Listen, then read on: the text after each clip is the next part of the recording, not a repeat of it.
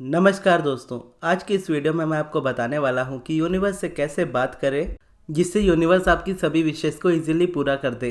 क्योंकि जब भी हम लॉ ऑफ अट्रैक्शन फॉलो करना स्टार्ट करते हैं तो लॉ ऑफ अट्रैक्शन को फॉलो करने का मेन जो रीज़न होता है हमारा वो यही होता है कि हमें कुछ चाहिए या हमें कुछ मैनिफेस्ट करना है, इसीलिए हम लॉ ऑफ अट्रैक्शन को फॉलो कर रहे हैं। लेकिन जब तक आपको पूरी तरह से प्रॉपर नॉलेज नहीं होती है यूनिवर्स की या लॉ ऑफ अट्रैक्शन की, तब तक आप उस चीज़ को मैनिफेस्ट नहीं कर पाते जो आपको चाहिए होता है, बल्कि उस जगह पर आप वो मैनिफेस्ट कर रहे होते हो जो आपको नहीं चाहिए होता है।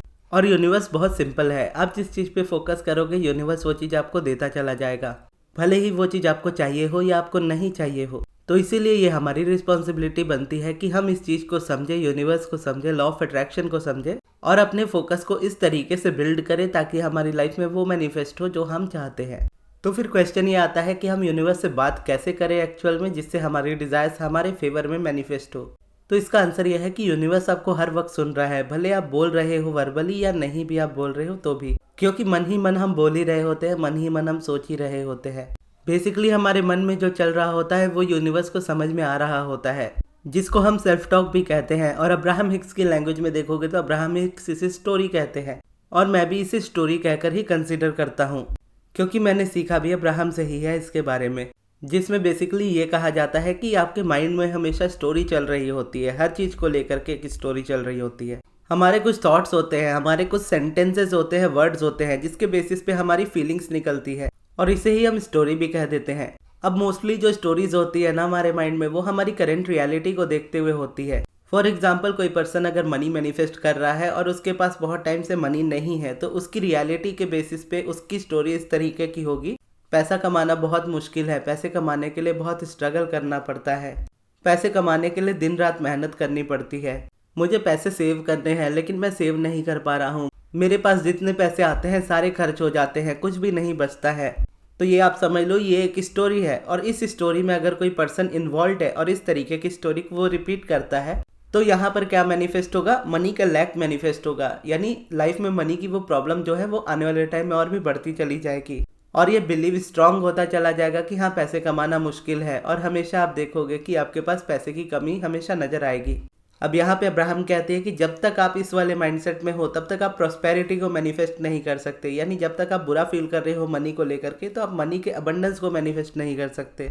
अब एक डिफरेंट तरीके से अगर मैं देखूँ तो इसको एक न्यू स्टोरी में कन्वर्ट करना होता है, क्योंकि करंट रियलिटी में क्या हो रहा है यूनिवर्स को उससे फर्क नहीं पड़ता। यूनिवर्स आपकी रियलिटी पे फोकस नहीं करता या रियलिटी से चीज़ों को आपको रिपीट नहीं कराता, बल्कि आपकी वाइब्रेशन पे वो रिस्पॉन्ड करता है। यानी आपकी करंट रियलिटी में चाहे जो भी हो रहा हो उससे उसे फर्क नहीं पड़ता, आपकी वाइब्रेशन क्या है उस पर वो रिस्पॉन्ड कर रहा है। अगर आप वाइब्रेशन भी वही दे रहे हो जो आपकी करंट रियलिटी में है, तो कभी भी आपकी करंट रियलिटी से डिफरेंट आपकी लाइफ में कुछ भी मैनिफेस्ट नहीं होगा। लेकिन हम करने की कोशिश भी वही करते हैं कि हम करंट रियलिटी को चेंज करने की कोशिश करते हैं, ये कहते हुए कि जो भी प्रॉब्लम है मैं सारे एक्शंस लूंगा, जो करना होगा मैं करूंगा, बहुत मेहनत करूंगा, लेकिन मैं इस वाली नेगेटिविटी से निकल करके रहूंगा या इस वाली सिचुएशन में से निकल करके रहूंगा। तो यहाँ पर अगर आप देखोगे तो माइंडसेट किस तरीके का हो जाता है, एक तरफ से आप पूरा एक्शन, पूरा जोर लगा रहे होते हो, लेकिन माइंड में स्टोरी तो वही चल रही है कि मेरी लाइफ में इस तरीके से पैसा आ रहा है, इस तरीके से वो निकल जा रहा है। अब उस स्टोरी की वजह से क्या होगा कि आपके एक्शंस जो होंगे वो मल्टीप्लाई होते जाएंगे, आपकी मेहनत मल्टीप्लाई होती जाएगी, और उसके बदले में जो रिटर्न आपको मिलता है वो बहुत कम होता चला जाएगा, और एट द एंड आप थक जाओगे, आप एक्शन भी ले नहीं पाओगे। ऐसे में अब्राहम भी ये कहती है कि जब आप ये बिलीव करते हो ना कि पैसा सिर्फ हार्डवर्क से आता है, तो जब तक आप हार्डवर्क नहीं करोगे तब तक आपको पैसा नहीं मिलेगा। लेकिन हार्डवर्क से जितना आप मनी मैनिफेस्ट कर सकते हो उससे कहीं ज़्यादा आप अपनी वाइब्रेशन के अलाइनमेंट से कर सकते हो, और जब आपकी वाइब्रेशन अलाइनमेंट में होती है तो उस वक्त जो आपकी रेजिस्टेंस होती है वो पूरी तरह से साइड हो जाती है, और उस वक्त जब रेजिस्टेंस नहीं होती है तो एक्शंस जो होते हैं वो बहुत नेचुरल और बहुत ईजी होते हैं। उस जगह पर आप थोड़े एक्शंस भी लो तो भी आपकी लाइफ में बहुत अच्छे रिजल्ट्स मिलते हैं, और इमीडिएटली आपको रिजल्ट मिलने स्टार्ट होते हैं, यानी आप एक्शन लेते हो आपको रिजल्ट मिलता है, दूसरी जगह पे आप एक्शन लेते हो आपको रिजल्ट नहीं मिलता है। लेकिन यहाँ पे ये बात समझनी जरूरी है कि यहाँ पे बात एक्शन की मैं जस्ट एग्जांपल के तौर पे कह रहा हूँ। एक्शन से हम मैनिफेस्ट नहीं करते हैं, ना ही एक्शन से आपको मैनिफेस्ट करना होता है। आपको रहना है सिर्फ और सिर्फ अपनी वाइब्रेशन पे। आप अपनी वाइब्रेशन चेंज करो, आपके एक्शंस खुद ब खुद चेंज हो जाएंगे, और जब वो चेंज होंगे आपकी रियलिटी खुद चेंज हो जाएगी। अब जैसे मैं न्यू स्टोरी के बारे में बात कर रहा था, तो एक मनी की ओल्ड स्टोरी मैंने आपको बताई, अब एक न्यू स्टोरी के तौर पे मैं आपको बताता हूँ कि मेरे माइंड में अभी मनी को लेकर के कैसी स्टोरी है। जब भी मैं मनी के बारे में सोचता हूँ मेरे मन में इस तरह के थॉट्स आते हैं। मनी सिर्फ एक एनर्जी है, एक पेपर का टुकड़ा है, और वो पेपर का टुकड़ा मेरी लाइफ में कितना होना चाहिए ये सिर्फ मैं डिसाइड करूंगा। क्योंकि इस दुनिया में यानी इस यूनिवर्स में अनलिमिटेड अमाउंट में पैसा है और यूनिवर्स मुझे सब कुछ देने के लिए तैयार है। मुझे ये जान करके बहुत खुशी है कि पैसा सिर्फ और सिर्फ मेरी वाइब्रेशन से आता है। मनी को लेकर के अगर मेरी वाइब्रेशन अच्छी होगी तो मनी का फ्लो मेरी लाइफ में हमेशा बना रहेगा। मैं पैसे के लिए क्या करता हूँ, क्या एक्शंस लेता हूँ, वो इम्पोर्टेंट नहीं है। इम्पोर्टेंट क्या है? इम्पोर्टेंट ये है कि मैं मनी को लेकर के कैसा फील करता हूँ। मैं मनी को लेकर के कैसा फील करता हूँ जब मैं उसको स्पेंड कर रहा हूँ। और मुझे जान करके ये बहुत खुशी है कि अगर मुझे मेरी लाइफ में मनी मैनिफेस्ट करना है तो मुझे बस इतना ही सा चेंज लाने की ज़रूरत है।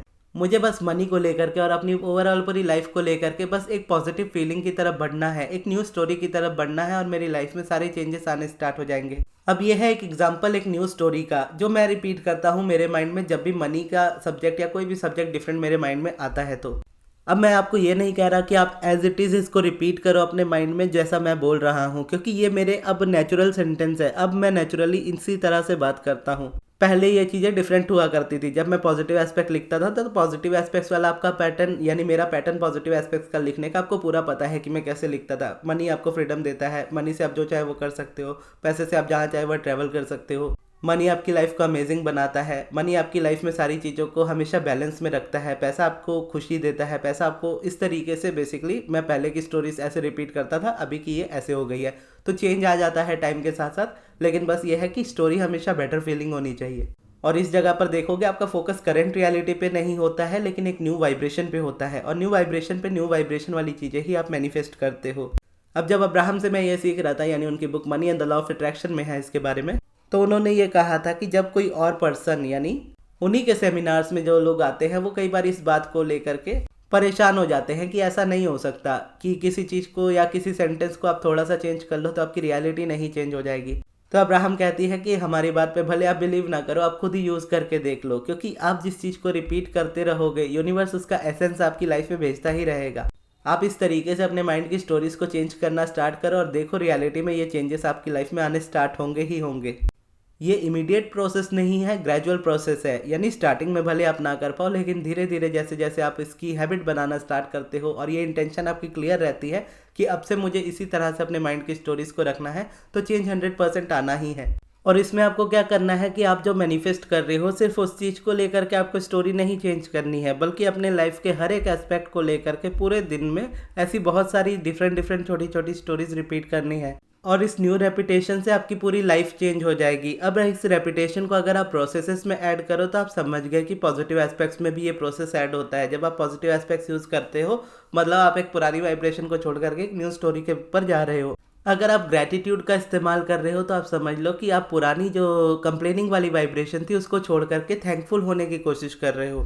या अगर आप एफर्मेशंस का भी इस्तेमाल कर रहे हो तो वहाँ पर भी आप देखोगे आप पुरानी वाइब्रेशन को छोड़ करके एक न्यू वाइब्रेशन में एंटर करने के लिए न्यू एफर्मेशंस का आप इस्तेमाल कर रहे हो। जैसे पहले आप कंप्लेन कर रहे थे मेरी लाइफ में ये चीज़ नहीं है, वो चीज़ नहीं है, ये स्टोरी थी, अब आप एक न्यू एफर्मेशन के तौर पे उसको चेंज कर रहे हो, चाहे वो रोबोटिक एफर्मेशन हो या फिर मल्टीपल एफर्मेशन हो। या फिर अगर आप सब्लिमिनल में भी देखो तो सब्लिमिनल में भी एफर्मेशंस ऑलरेडी है। जब वो आपके सबकॉन्शियस में जाते हैं तो सबकॉन्शियस आपका रिप्रोग्राम होना स्टार्ट होता है, तो जो आप नेगेटिव स्टोरी रिपीट कर रहे हो वो चेंज होकर के एक पॉजिटिव और बेटर वे में स्टार्ट हो जाती है। या फिर जो माइंड रिप्रोग्रामिंग ऑडियोज मैं बनाता हूँ उन ऑडियोज को भी अगर आप सुनोगे तो उसमें भी अगर आप देखोगे तो एक न्यू स्टोरी को रिपीट किया जा रहा होता है। तो बेसिकली मेरा कहने का ये मतलब है कि आप प्रोसेस कोई भी चूज़ करो हर जगह पे ये मेथड यूज़ होता है। यानी जब आपकी स्टोरी न्यू चेंज होती है, यानी चेंज होकर एक न्यू वाइब्रेशन में आपकी स्टोरी एंटर होती है और उसमें आप कंसिस्टेंट रहते हो तो लाइफ में चेंज आना ही है, कोई रोक नहीं सकता इसको।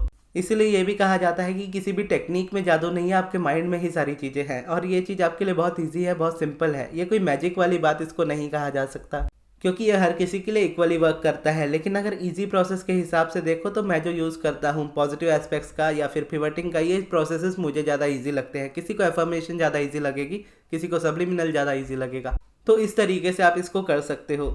तो आप कोई भी प्रोसेस चूज़ करो, बस आपको अपने माइंड में एक न्यू स्टोरी को रिपीट करना है। अब इस जगह पर अगर आप पर्सनल हेल्प चाहते हो या लाइफ में कोई ऐसी चीज़ है जहाँ पर आप स्टक हो और उसमें से आप निकल नहीं पा रहे हो तो आप मुझसे पर्सनल सेशन अपॉइंटमेंट ले सकते हो या फिर मुझसे पर्सनल सब्लिमिनल बनवा सकते हो। इस जगह पर एक और चीज़ आती है माइंड रिप्रोग्रामिंग ऑडियो, जिसमें आप मुझे अपनी कंडीशन बताओगे, आप किस सिचुएशन में हो, क्या प्रॉब्लम में हो, क्यों उस प्रॉब्लम में हो, और उसको सुनते हुए मैं एक माइंड रिप्रोग्रामिंग ऑडियो बना करके दूंगा जो आपकी स्टोरीज को चेंज कर देगा।